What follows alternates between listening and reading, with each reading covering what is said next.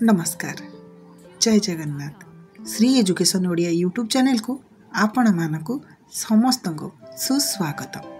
तेबे आज आम आलोचना करिबा ओडिया साहित्यर प्रथम सामाजिक उपन्यास तथा व्यासकवि फकीरमोहनकर अनुभूति कृति 6 माण 8 गुंठ और यही 6 माण 8 गुंठ उपन्यासर चतुर्थ एवं पंचम परिच्छेद को आज आम पुंखानुपुंख भाव विश्लेषण करिबा।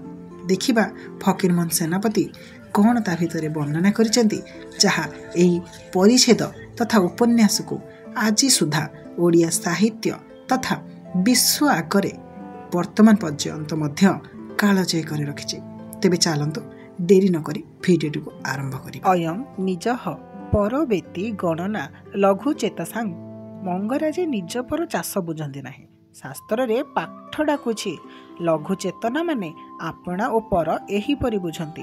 सान्तଙ୍କ आपण चाष प्रति जेपरि नजर पर चाष प्रति मध्य सेहीपरि नजर दृष्टि। आम्भे माने दिनकर कथा कहिले ज्ञानी पाठक माने सेतिर सबु जानि जिवे। भात हांडी गोटाए भात चिपिले सबु जना पड़े। सरदार हलिया गोविंद पुहाण सकाळे जणाइला, आज्ञा 1.5 माण बिल अरुआ रहिला, तळी नियंट। साते हाँ कही तुनी हेले। हलिया हाथ जोड़ी दुआरे छिड़ा हैला। साते बिल बुली बाहरी चंती। परिधान खंडिए तेल चिकिटा मठा लुगा, अंठारे गेरु रंगिए गामुछा भिड़ा, कांधरे विशाल तालपत्र छता। पछरे गोविंद पुहाण बिलरा हालचाल कही कही चालुअछि। आउ जड़े हलिया कांधरे जोड़ाए जुआली पकाई चालुअछि। ताहार नाम पांडिया। गाँव सबु लोक उठी नाहांती। शिबु पंडितों सांगरे भेट हैला। पंडिते नाश शुंघी बाँ हाथ में ढालटीए धरी पोखरी पानी बाहरी। सात को हठात पछरे देखी तर तर होई 7.5 हाथ आड़ हो गले एवं ढालटा तले थोईदे धनुका कार धारण पूर्वक अंजलिबद्ध भूत्वा सातंकर कीर्ति मायुर्य श्रियं कामना कले। सातंकर तेणिकी दृष्टि नाही, एक मुहां चली। साते खंडे बाट चलीगला बाद पंडिते धीरे धीरे ढालटी उठाई श्लोकटीए पढ़िले। आद्य प्रातः रेबा निष्ठ दर्शनं जातं न जाने कमीन भीमतः दर्शयस्यति। पंडित मानकर श्लोक पढ़िबा अभ्यास। सेतर आम्भे माने कौन पाइबु? श्याम गोछात जाति रे बाउरी बिल गाँ तले। बिल गुड़िक आगरुआ शुआ पक्षिया बुली गलाणी माने सागुजिया। श्याम नई पड़ी हिड़ बांधुचे। साते पाखरे छिड़ा हो जाए कौन भाषा कहले, किरे बाप श्याम। श्याम हठात शांत को देखी चमकी पड़ा। 5 हाथ दूर को कोड़ीटा फोपाड़ी दे लट करी कादुअरे शोई पड़ी ओलगी है। अरे उठ उठ, अरे उठ, अरे उठ बोली स्नेह साते संबोधन कले। तही उतारी श्याम हाथ जोड़ी 10 हाथ दूर रे छिड़ा है। ताहा बाद श्याम और शांत मध्य ढेर बेल जाए दुख सुख कथबार्ता है। सबु कथा गुड़ाक लिखिले पाठक माने विरक्त हो पारती। सेथि सकाशे सारांश मात्र लिखि अच्छु।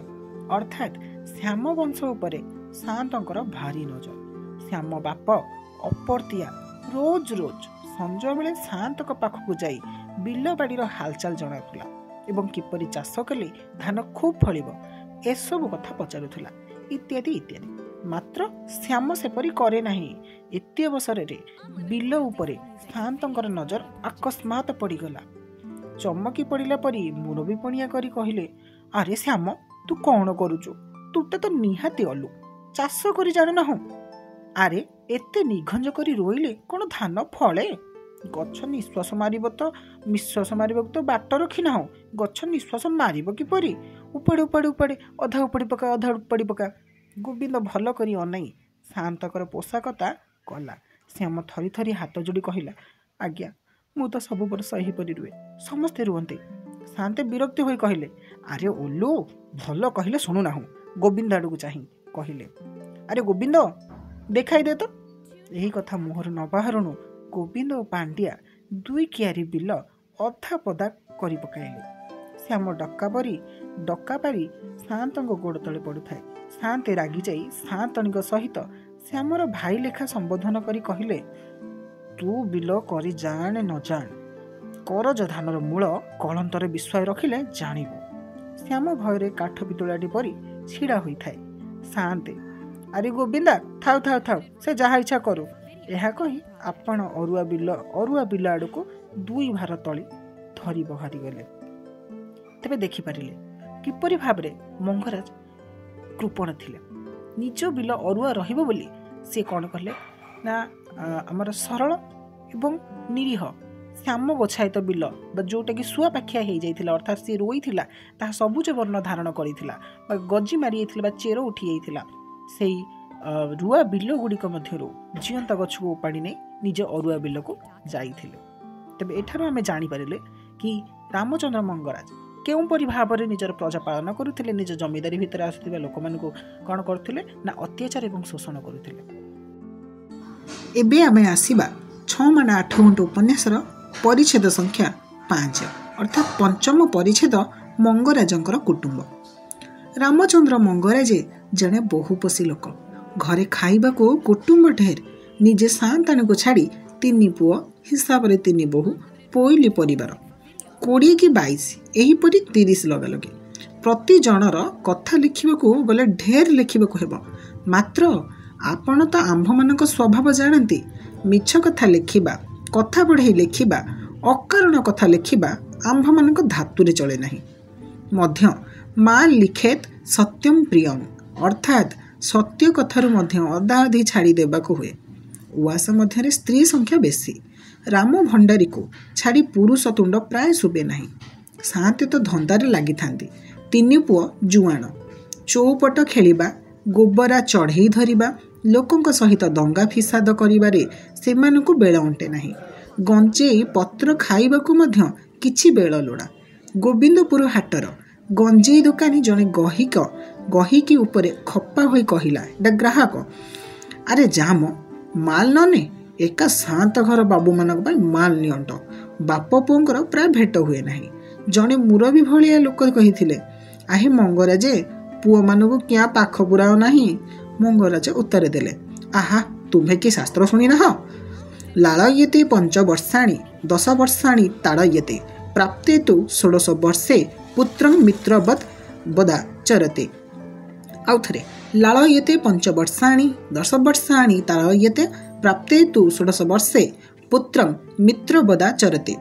ଅର୍ଥାତ୍ ପୁଅମାନଙ୍କ ପାଟିରୁ 5 ବର୍ଷ ପର୍ଯ୍ୟନ୍ତ ଲାଳ ବହେ, 10 ବର୍ଷ ପର୍ଯ୍ୟନ୍ତ ସେମାନଙ୍କୁ ତଡ଼ିବ, 16 ବର୍ଷ ହେଲେ ଉତ୍ତାରେ ସେମାନଙ୍କ ସହିତ ଆଉ ମିତ୍ରମାନଙ୍କ ସହିତ ବଦ ଅର୍ଥାତ୍ ଖରାପ ଆଚରଣ କରିବ ନାହିଁ।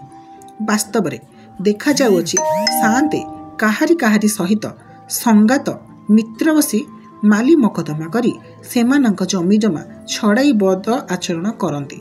ହେଲେ ସାଆନ୍ତେ ପୁତ୍ରମାନଙ୍କ ସମ୍ବନ୍ଧରେ ଯେଉଁ ଶାସ୍ତ୍ରୀୟ ପ୍ରମାଣ ପ୍ରୟୋଗ କଲେ ତାହା ଠିକ୍ ବୋଧ ହେଉନାହିଁ।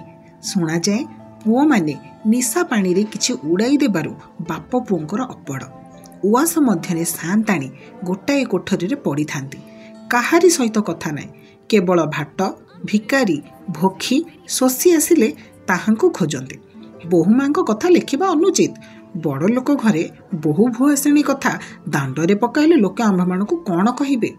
ସେମାନେ ଯେପରି ଦିନ ପହରକେ ବିଛଣାରୁ ଉଠି 2-3 ଘଣ୍ଟା ମଧ୍ୟରେ ଦାନ୍ତପତ ଘଷି, ମର୍ଦ୍ଦନ ସ୍ନାନ ସାରି, ଭୋଜନ କରି ଦିନବେଳେ ବେଳ ବୁଡ଼ା ଯାଏ ଶୋଇପଡ଼ନ୍ତି। ସେ କଥା ଗୁଡ଼ାକ ଲେଖିଲେ କ'ଣ ହେବ? ବେଳ ବୁଡ଼ି ସରିକି ପୁଣି ଉଠି ପଖାଳ ଦିଶୁ ଦିଶୁ ସାରି ତାହା ବାଦ ଗାଁ କଥା ଶୁଣିବା, ପୋଇଲିମାନଙ୍କ ମଧ୍ୟରେ କଳି ଲଗାଇ ଦେବା, କଳି ଭାଙ୍ଗିବା, ହସିବା ବା ବସିବାରେ ଅଧା ରାତି ହୋଇଯାଏ। ରୁକୁଣି, ମରୁଆ, ଚେମି, ନାକଫୋଡ଼ି, ଟେରି, ବିମଳି, ସୁକି, ପାଟ, କୌଶଳୀକୁ ଛାଡ଼ି ଆହୁରି କେତେଗୁଡ଼ିଏ ପୋଇଲି ଅଛନ୍ତି। ସେମାନଙ୍କ ନାମ ଆମ୍ଭମାନଙ୍କୁ ଅଜଣା। କେହି ବାଳ ବିଧବା, କେହି ଯୁବତୀ ବିଧବା, କେହି ଆଜନ୍ମ ବିଧବା, କେହି ବା ସଧବା। ନାନା ପକ୍ଷୀ ଏକ ବୃକ୍ଷରେ ବସିଲା ପରି ବା ବାସ କଲା ପରି ମଙ୍ଗରାଜଙ୍କ ଘରେ ଆଶ୍ରୟ ନେଇଅଛନ୍ତି। ମଧ୍ୟ କେତେକ ଆସୁଛନ୍ତି, କେତେକ ଯାଉଛନ୍ତି, ତାହାର ଠିକଣା ନାହିଁ। ଅନେକ ଗୁଡ଼ିଏ ନିଷ୍କର୍ମା ପୋଇଲି ରୁଣ୍ଡ ହେଲେ ପୃଥିବୀରେ କଳି ଜାତ ହୁଏ। ମଙ୍ଗରାଜ ଉଆସ ଏହି ସନାତନ ବିଧିକୁ ଲଙ୍ଘି ନଥିଲା। ରାତି ଅଧ ଯାଏ ଉଆସ ମଧ୍ୟରେ ମାଛ ହାଟ ବସିଲା ପରି ଘୋ ଘୋ ଶବ୍ଦ ଶୁଭୁଥାଏ। ତେବେ ଆମେ ଏହି ଭିଡ଼ିଓରେ ଆଲୋଚନା କଲେ 6 ମାଣ 8 ଗୁଣ୍ଠ ଉପନ୍ୟାସର 4ର୍ଥ ପରିଚ୍ଛେଦ ଏବଂ 5ମ ପରିଚ୍ଛେଦ।